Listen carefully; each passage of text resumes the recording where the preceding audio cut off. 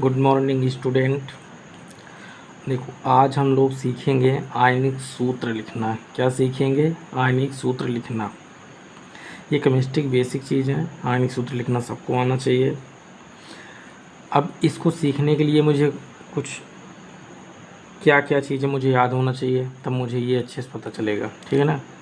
तो सबसे पहले आपको 30 तक तत्वों का नाम पता होना चाहिए, उसका प्रतीक पता होना चाहिए, उसके परमाणु क्रमांक पता होना चाहिए और आयनों के प्रतीक और आयनों का नाम पता होना चाहिए। संयोजकता क्या होती है मुझे पता होना चाहिए। वैद्युत संयोजकता क्या होती है मुझे पता होना चाहिए। ठीक, तो ये सारी बातें मुझे पता होनी चाहिए। तो हम लोग क्रम से सीखते हैं एक एक चीज़। सबसे पहले हम लोग जानेंगे वैद्युत संयोजकता क्या होती है। तो वैद्युत संयोजकता क्या होती है? आयनिक बंध बनाने के लिए जितने इलेक्ट्रॉन त्यागता व ग्रहण करता है उस संख्या को उस परमाणु की वैद्युत संयोजकता कहते हैं। NaCl CaCl2। Na यहाँ पे 1 इलेक्ट्रॉन त्यागता है, क्लोरीन 1 इलेक्ट्रॉन ग्रहण करता है। ठीक, तो यहाँ पे सोडियम और क्लोराइड की जो वैद्युत संयोजकता है वो कितनी है? 1 है। CaCl2 में कैल्शियम की 2 है और क्लोरीन की 1 है। आगे हम लोग देखेंगे एक परमाणविक आयनों के लिए वैद्युत संयोजकता। एक परमाणविक आयनों के लिए वैद्युत संयोजकता उसके आवेश या ऑक्सीकरण अवस्था के बराबर होती है। क्या होता है?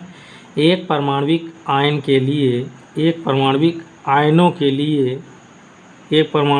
के लिए वैद्युत संयोजकता उसके आवेश या ऑक्सीकरण अवस्था के बराबर होता है।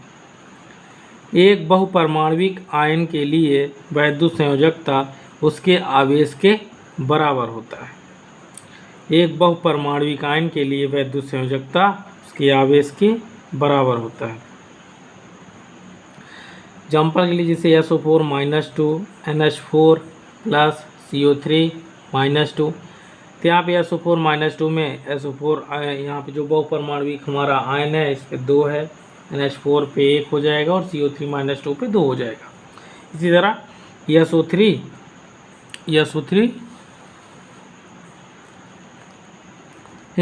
SO3 -2 पे क्या हो जाएगा? 2 हो जाएगा।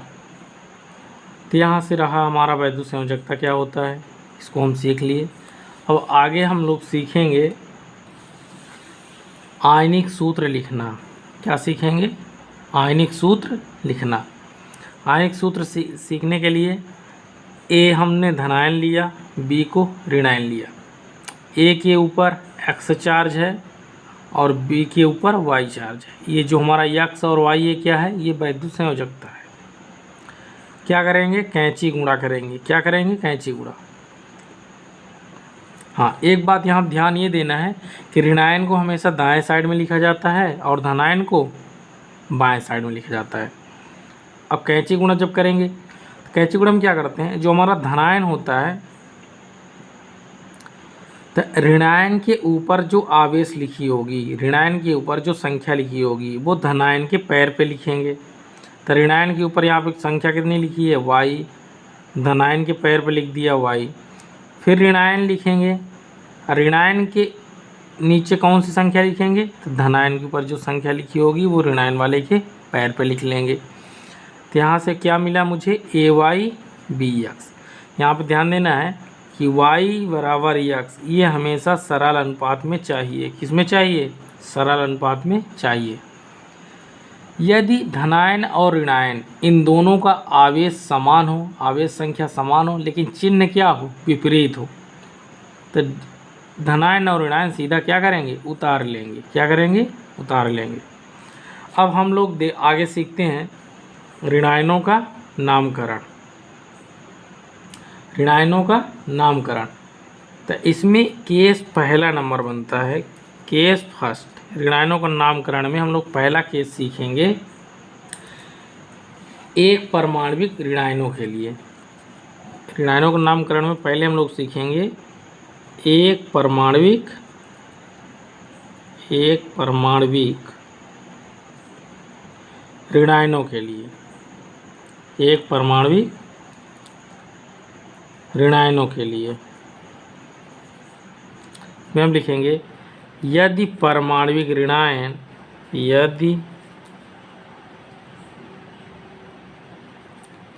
परमाणविक ऋणायन, यदि परमाणविक ऋणायन अपने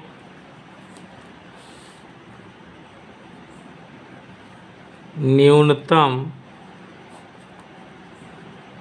संभावित ऋण आवेश पर हो तो उसके नाम के अंत में आइड आता है। क्या आता है? आइड आता है। क्या आता है? आइड आता है। क्या? एक परमाणविक ऋणायनों के लिए यदि परमाणविक ऋणायन अपने न्यूनतम संभावित ऋण आवेश पर हो तो उसके नाम के अंत में आइड आता है। एग्जाम्पल के लिए हम लोग समझेंगे यहाँ पे हैलोजन फैमिली में हैलाइड, ऑक्सीजन में, हाइलोजन फैमिली में सब सिंगल माइनस आवेश होता है, तो इसका हो जाएगा हैलाइड, क्योंकि अपन हैलोजन फैमिली में अपने न्यूनतम समग्र ऋण आवेश कितना होता है? माइनस होता है, -1, और ऑक्सीजन -2, तो ये आपका बन जाएगा ऑक्साइड। सल्फर भी इसी फैमिली का है, इसका हो जाएगा सल्फाइड। क्या हो जाएगा?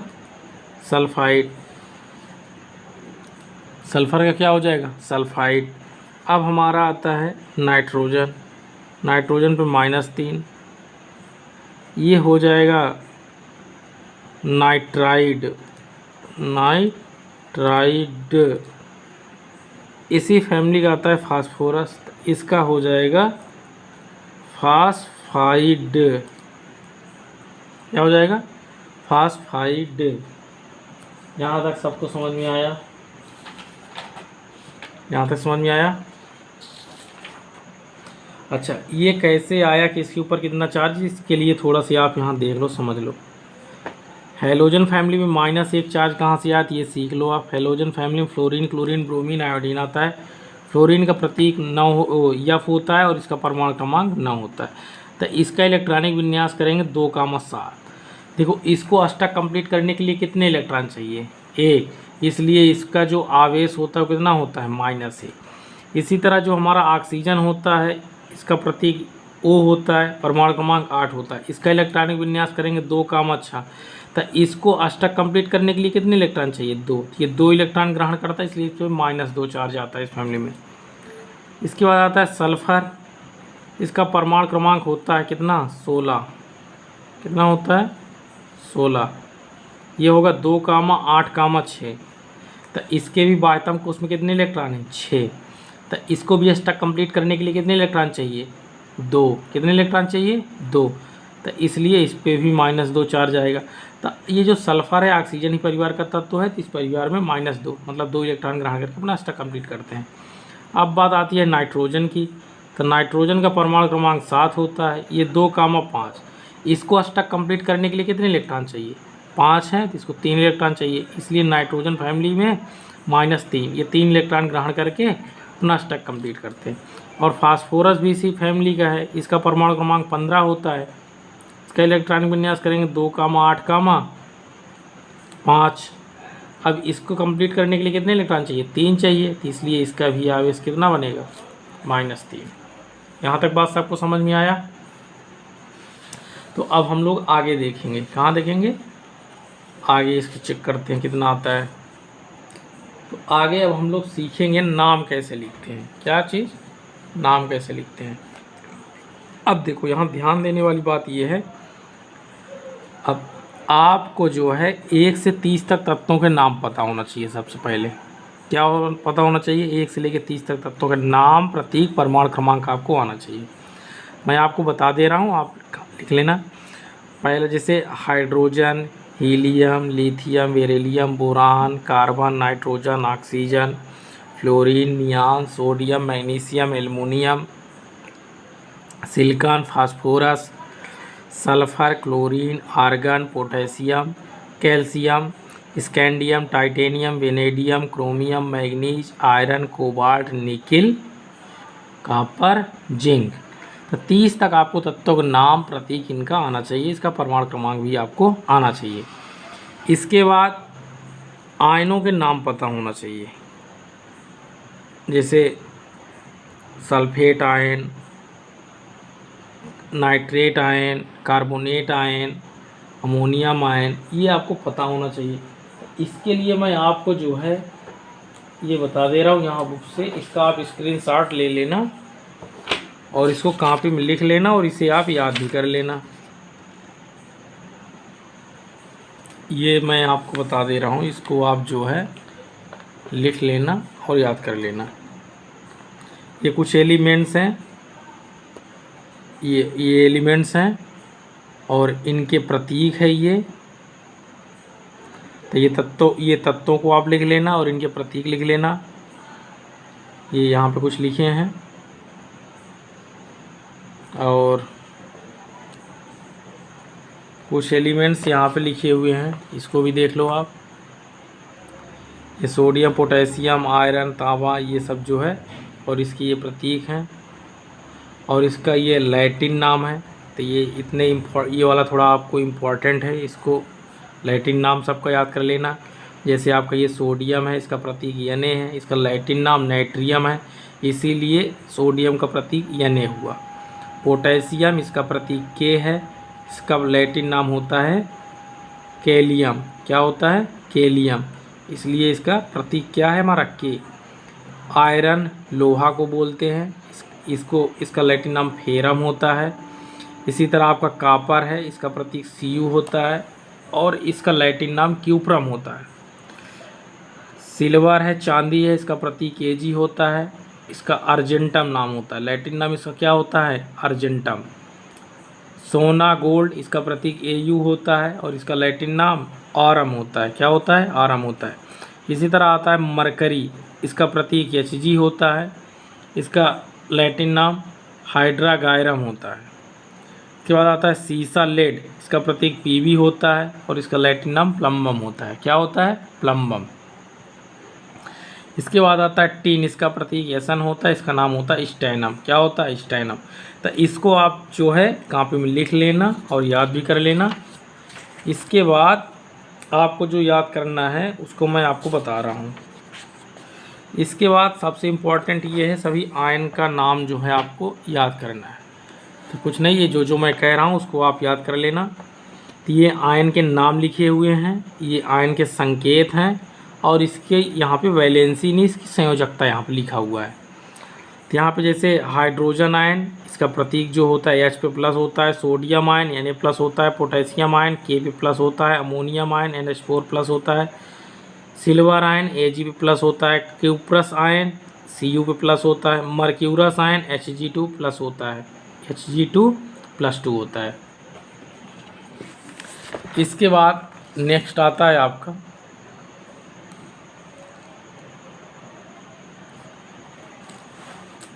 यहाँ पे, आप इसे देखो एक बार मैं आपको बताता हूँ। ये आपको जो है इसका स्क्रीनशॉट आप ले लेना। क्या करोगे आप? इसका स्क्रीनशॉट ले लोगे। एक सेकेंड। तो अब देखो यहाँ पे कैल्शियम आयन Ca पे +2, इसकी वैलेंसी जो बनेगी यहाँ पे देखो, ये आवेश लिखा हुआ है। देखो ऑक्सीकरण संख्या जो होती है वो धनात्मक, ऋणात्मक, भिन्नात्मक, शून्य कुछ भी हो सकती है, लेकिन जो संयोजकता होती है वो पूर्ण संख्या होती है। संयोजकता क्या होती है? पूर्ण संख्या होती है। इस बात को आपको ध्यान रखना है। तो ये जो आवेश लिखा है इसको ऑक्सीकरण संख्या भी इसको मान सकते हो आप, और जो संयोजकता होती है वो पूर्ण संख्या होती है। ठीक है ना? तो ये सबका आवेश है लिखा है यहाँ पे। तो ये कैल्शियम पे Ca पे +2 है, +2 हो जाएगा। मैग्नीशियम आयन +2 है, बेरियम आयन, फिर जिंक आयन, इसके बाद ferrous ion, cupric ion, mercuric ion, aluminium ion. तो ये सारे जितने लिखे हैं ये सारे आयन आपको कॉपी में लिख लेना है और इसको अच्छे से आपको याद कर लेना है। क्या कर लेना है? याद कर लेना है। इसको लिखना है और अच्छे से आपको याद कर लेना है। ठीक, अब मैं आगे आपको बताता हूँ कैसे नाम बनाते हैं, कैसे इनके आयनिक सूत्र लिखेंगे, आयनिक सूत्र कैसे लिखेंगे। ठीक है, इसका आप स्क्रीनशॉट ले लेना सबका। अब आगे हम लोग सीखते हैं नाम कैसे लिखा जाएगा। नेक्स्ट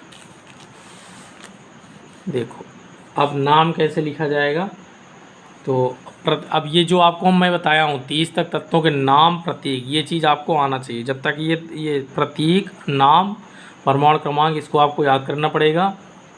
और आयन के जितने नाम बताया हूँ, प्रतीक बताया हूँ, उसको आपको याद करना पड़ेगा। तब फिर जब ये आप याद कर लोगे तब आपको नाम लिखना खूब आराम से अच्छे से आ जाएगा। अब जैसे अब कुछ मैं नाम बोल रहा हूँ और उसको बताता हूँ कैसे लिखा जाएगा। तो पहला है सोडियम सल्फाइड, सोडियम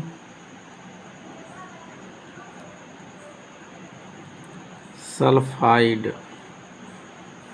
देखो मैं आपको बताया हूँ जो धनायन होता है उसको हमेशा बाएं साइड में लिखते हैं। किधर लिखते हैं? बाएं साइड में। सल्फाइड, सल्फर पे -2, उसको किधर लिखेंगे? दाएं साइड में। अब पीछे वाला आप याद करो, धनायन को लिखेंगे ऋण, हमसे प्लस माइनस से मतलब नहीं है, इसके ऊपर जो संख्या लिखी है उससे मतलब है। तो अब देखो पहले धनायन की लिख लिए, अब ऋणायन वाले के ऊपर जो संख्या लिखी है वो धनायन वाले के पैर पे लिख देंगे। तो ऋणायन वाले की संख्या कितनी लिखी है? 2, ये धनायन के पैर पे आ गया।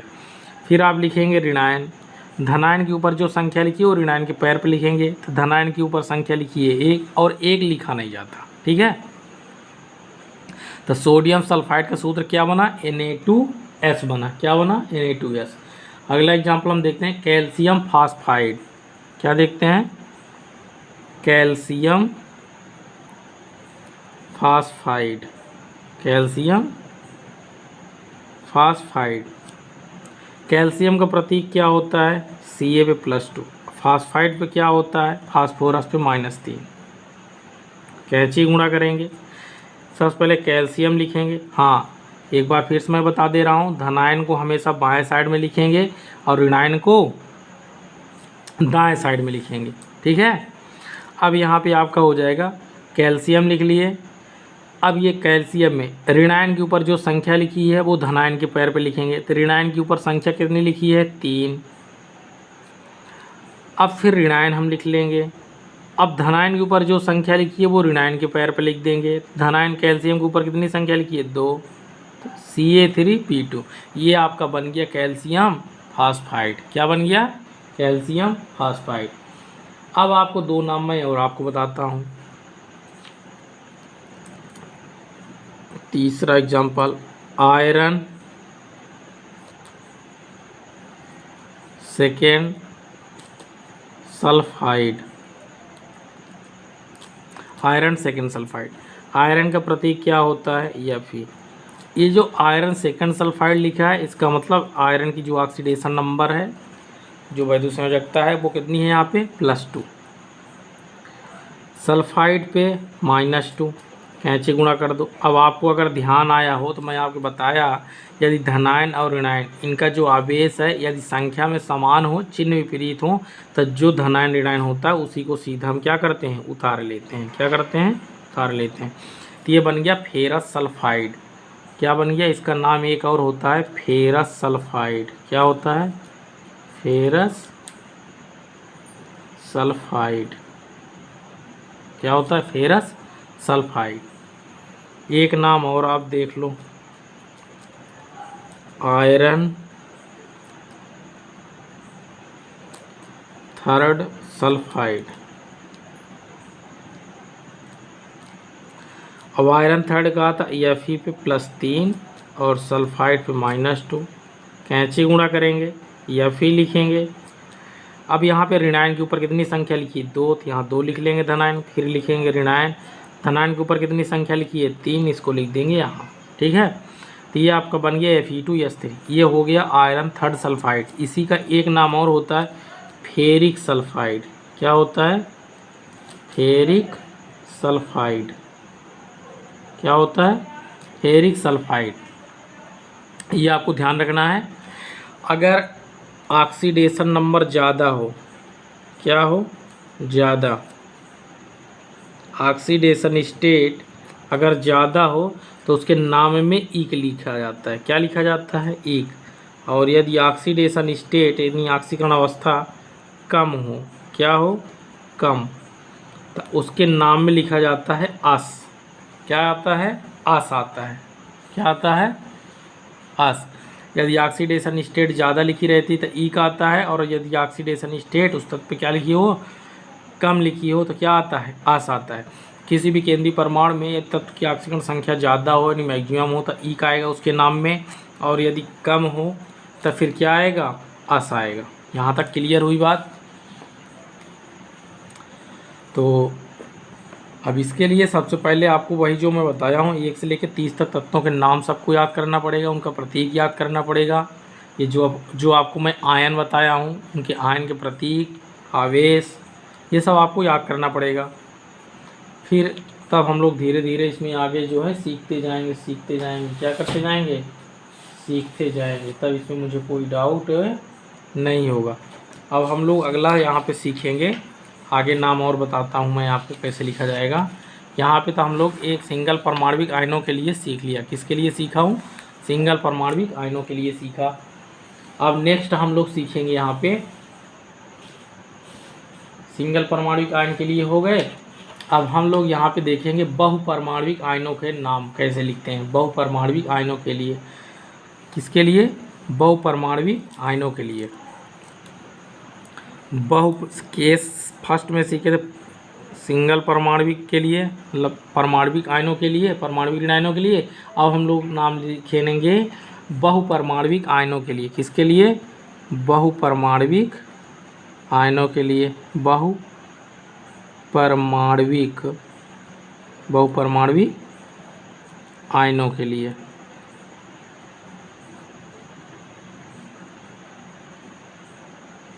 बहुपरमाणविक आयन के लिए इसमें आप 2 कॉलम बना लेते हैं। ठीक है, एक तरफ आप लिख लो ऑक्सी अम्ल। क्या लिख लोगे, ऑक्सी अम्ल। और एक साइड में आप लिख लो ऋणायन का नाम। क्या लिखोगे, ऋणायन का नाम। देखो जल्दीबाजी नहीं करना है, आराम से आपको लिखना है। एक तरफ आप लिखोगे ऑक्सीयम और एक तरफ आप लिखोगे ऋणायन का नाम। ठीक है, इसमें एक बात आपको ध्यान रखना है, वो मैं आपको पहले बता दे रहा हूँ। यहाँ पे देखो, यदि ईक एसिड आएगा, क्या आएगा, ईक एसिड। अगर ईक एसिड आएगा तो ऋणायन के नाम में ATE जोड़ेंगे। क्या जोड़ेंगे, ATE। और यदि अस एसिड आएगा, क्या आएगा, अस एसिड, तब उसके ऋणायन के नाम में आइट जोड़ेंगे। क्या जोड़ेंगे, आइट। क्या जोड़ेंगे, आइट जोड़ेंगे। ठीक, अब हम लोग यहाँ पे लेते हैं बहुपरमाणविक लेते हैं आयन सी अम्ल में। जैसे लेंगे H2SO4। ठीक है, इसका नाम होता है सल्फ्यूरिक एसिड। क्या होता है, सल्फ्यूरिक एसिड। अब यदि आपको ध्यान हो तभी मैं बताया हूँ, यदि ईक एसिड आएगा तो उसके ऋणायन में 8 जुड़ेगा। क्या जुड़ेगा, 8 जुड़ेगा। तो यहाँ पे जो ऋणायन आपका बना SO4-2, तो इसका नाम यहाँ पे बन जाएगा सल्फेट। क्या बन जाएगा, सल्फेट। ईक एसिड आया इसलिए इसकी ऋणायन में क्या लिखा गया, ATE। क्या हो गया, सल्फेट। देखो यहाँ से 2 हाइड्रोजन परमाणु निकले हैं तभी SO4-2 बना है। ठीक, यदि यही चीज़ अगर लिखा होता HSO4-, तब इसको बोलेंगे बाईसल्फेट। क्या बोलेंगे, बाईसल्फेट। या फिर इसी को बोलेंगे हाइड्रोजन सल्फेट। क्या बोलेंगे, हाइड्रोजन सल्फेट, हाइड्रोजन सल्फेट। देखो राइटिंग पे आप मत जाओ, मैं नाम जो बोल रहा हूँ उसको आप लिख लोगे, ठीक है। हाइड्रोजन सल्फेट, अगर एक हाइड्रोजन रहता है तो उसके लिए बाई लगता है, अगर 2 बार आता है तो डाई लगता है, 3 बार आता है तो ट्राई लगता है, ठीक है। तो आप बाई लिखो, बाई सल्फेट लिखो, या डायरेक्ट जो एक हाइड्रोजन है तो आप लिख दोगे हाइड्रोजन सल्फेट, ठीक। अगला देखो आप, अगला आपका है H2SO। हाँ, एक सेकंड यहाँ पे देख लो आप, यहाँ सल्फ्यूरिक एसिड, पहले एक चीज़ समझ लो, यहाँ पे सल्फ्यूरिक एसिड मैं आपको बताया हूँ, यहाँ पे जो केंद्रीय परमाणु तत्व है सल्फर, इसकी यहाँ पे जो ऑक्सीडेशन स्टेट है वो +6 है। मैं आपको बताया हूँ यदि ऑक्सीडेशन स्टेट ज़्यादा आएगी तो उसके नाम में ई का आएगा, क्या आएगा, ई का आएगा, क्या आएगा, ई का आएगा। ई के एसिड आएगा तो फिर उसके ऋणायन में 8 जुड़ेगा, क्या जुड़ेगा, 8। अब अगला हम लोग एग्जाम्पल लेते हैं H2SO3, क्या लेते हैं, H2SO3। यहाँ पे जो सल्फ़र है इसकी केंद्रीय परमाणु की ऑक्सीकरण संख्या कितनी आएगी, +4 आएगी। ऑक्सीकरण संख्या आपको निकालना मैं सिखा दूंगा, अगर चलो यहीं पे मैं आपको बता दे रहा हूँ। जैसे यहाँ पे H2SO4 है, पहले इसका बता देता हूँ फिर इसको बता देता हूँ। तो यहाँ पे 2 हाइड्रोजन की ऑक्सीकरण संख्या कितनी होती है, 1 होती है। 2 हाइड्रोजन है तो 2 × 1। सल्फ़र का निकालना है, यक्स मान लेंगे। इसके बाद ऑक्सीजन 4 परमाणु हैं, सामान्यतः ऑक्सीजन की -2 होती है, और सभी की ऑक्सीजन संख्याओं का योग बराबर 0 लिख देंगे। इसको जब आप सॉल्व करोगे ये 2 बनेगा, और ये 4 दूनी 8, -8 हो जाएगा। -8 में से 2 घटाओगे -6 आएगा, -8 में से +2 घटा देंगे तो कितना आएगा, -6। इसको पक्षांतर कर देंगे तो x बराबर कितना आ जाएगा, +6, ठीक है। इसी तरह जब इसका आप निकालोगे तो 2 × 1 + x, 3 × -2 = 0। ये 3 दूनी -6 होगा, 6 में से 2 चले जाएंगे तो 4, -4 होगा, उधर जाएगा तो +4 हो जाएगा। तो x बराबर कितना आ जाएगा, +4 आ जाएगा। तो इसका नाम होता है सल्फ्यूरस एसिड। क्या होता है, सल्फ्यूरस एसिड।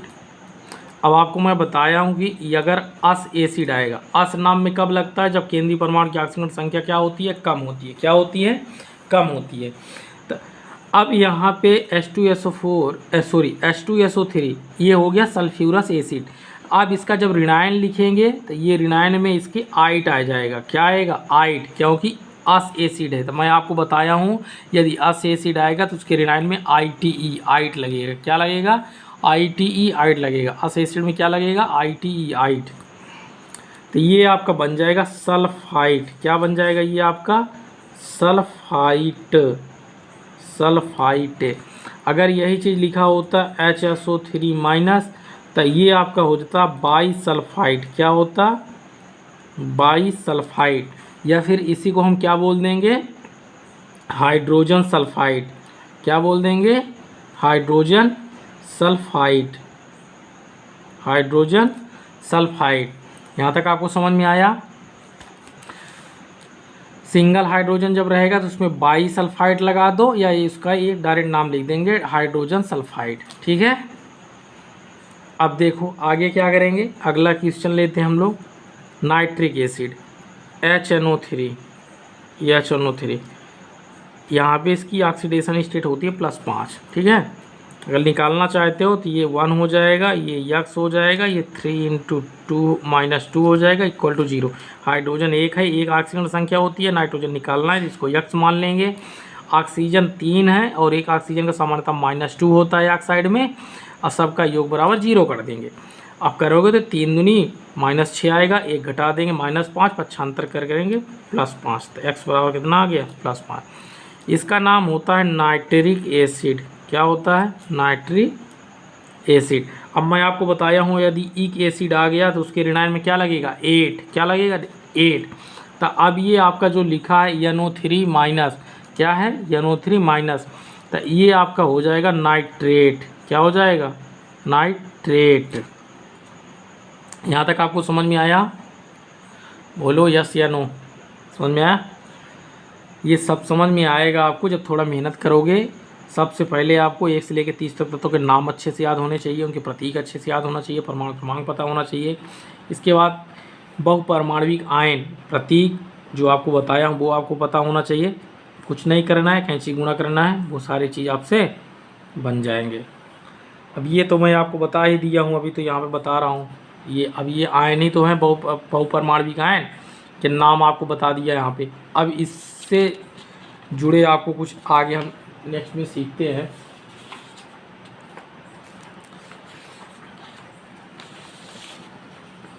अब देखो कुछ अभी और नाम है जिसको मैं आपको बता दे रहा हूँ। जैसे H2CO3 है, इसको बोलते हैं कार्बोनिक एसिड। क्या बोलते हैं? Carbonic acid. अब देखो कार्बोनिक एसिड, ईक एसिड आ गया ना, तो अब ये जो आपका CO3 बनेगा -2, इसका नाम हो जाएगा कार्बोनेट आयन। क्या हो जाएगा? कार्बोनेट। क्या होगा? कार्बोनेट। अगर यही चीज़ लिखा होता है HCO3-, अब इसको हम बोल देंगे बाई कार्बोनेट। क्या बोलेंगे? By carbonate. या फिर इसी को बोल देंगे हाइड्रोजन कार्बोनेट। क्या बोलेंगे? Hydrogen carbonate. यहाँ तक आपको समझ में आया? तो एक एग्जांपल मैं आपको और बता दे रहा हूँ जो बढ़िया एग्जांपल है, H3PO4। यदि आपको ध्यान हो तो इसका नाम होता है फास्फोरिक एसिड। क्या होता है? Phosphoric acid. ईक एसिड इसमें भी आ गया। अच्छा, ऑक्सीडेशन नंबर अगर जानना चाहते हो तो इसका +4 होता है यहाँ पे कार्बन की। इसमें जानना चाहते हो तो ये 4 दूनी 8 में से 3 चले जाएंगे तो ये आपका आ जाएगा +5। ठीक है। अब ये जब 3 हाइड्रोजन निकलेगा तो ये PO4-3 होगा, तो इसका नाम हो जाएगा फास्फेट। क्या हो जाएगा? फास्फेट। अब आपको यहाँ पे ध्यान देना है, अगर एक ही हाइड्रोजन निकलेगा तो ये आपको हो जाएगा H2PO4-। अब इसका नाम लिखेंगे तो ये हो जाएगा डाईहाइड्रोजन फास्फेट। Dihydrogen phosphate. अगर ये लिखा होता HPO4-2, HPO4-2, तब ये आप बोल सकते हो इसको बाई फास्फेट। क्या बोलोगे? By phosphate. या फिर इसी को बोल दोगे आप हाइड्रोजन फास्फेट। क्या बोल दोगे? Hydrogen phosphate. मैं नाम बोल रहा हूँ, आप स्पेलिंग पे मत जाना, ठीक है ना। इसको बोल देंगे हाइड्रोजन फास्फेट। तब ये आपको यहाँ तक ये जितने पॉइंट मैं आपको बताया हूँ इसको अच्छे से आपको लर्न करना पड़ेगा। जब आपको ये लर्न हो जाएगा तो अब मैं आपको इस पे रिलेटेड नाम बताने जा रहा हूँ।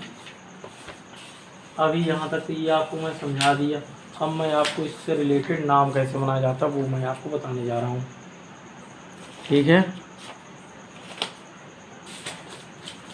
अगला हम लोग नाम सीखेंगे, एग्जाम्पल ले लेता हूँ। नेक्स्ट पेज थोड़ा निकालना पड़ेगा मुझे। एग्जाम्पल, एक सेकेंड।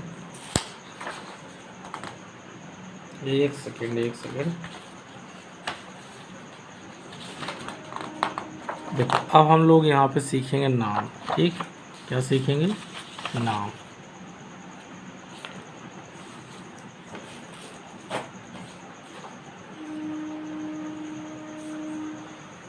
अब मैं नाम आपको देता हूँ और बताता हूँ कैसे इसके नाम बनेंगे। ठीक है। अब देखो बस छोटा सा एग्जांपल ले रहा हूँ। तो पहला एग्जांपल है सोडियम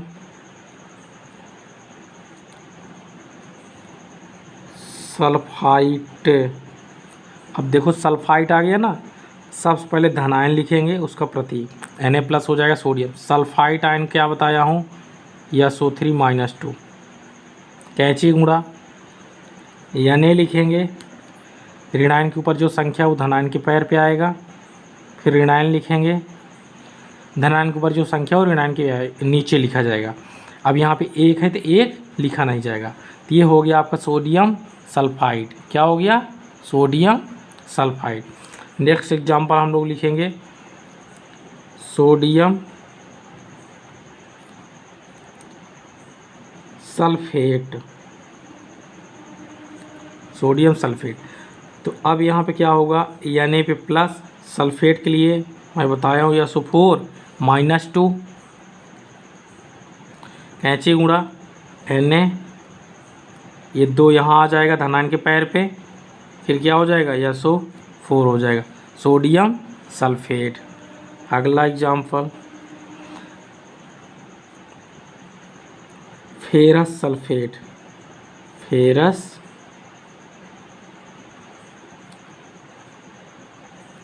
सल्फेट, फेरस में Fe पे +2 होगा और सल्फेट का SO4 -2। अब आपको याद हो तो मैं आपको बताया था, यदि आवेश दोनों को क्या हो, समान हो, चिन्ह विपरीत हो, तो जो परमाणु धनायन और ऋणायन रहता है उसी को क्या करते हैं, उतार लेते हैं।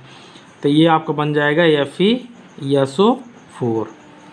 एक एग्जाम्पल और ले रहा हूँ, फेरिक सल्फेट।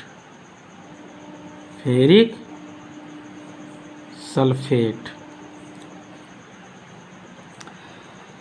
Fe पे क्या हो जाएगा, +3, सल्फेट का SO4 -2,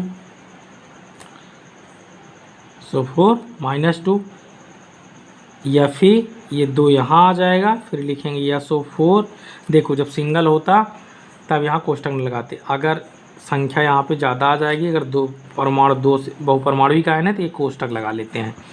अब ये जो 3 लिखा है सभी के लिए है, तो Fe2SO4 का होल थ्राइज, ये हमारा हो गया फेरिक सल्फेट। ठीक है, यहाँ तक आपको समझ में आया। नेक्स्ट क्लास में बाकी सीखेंगे। Okay, good.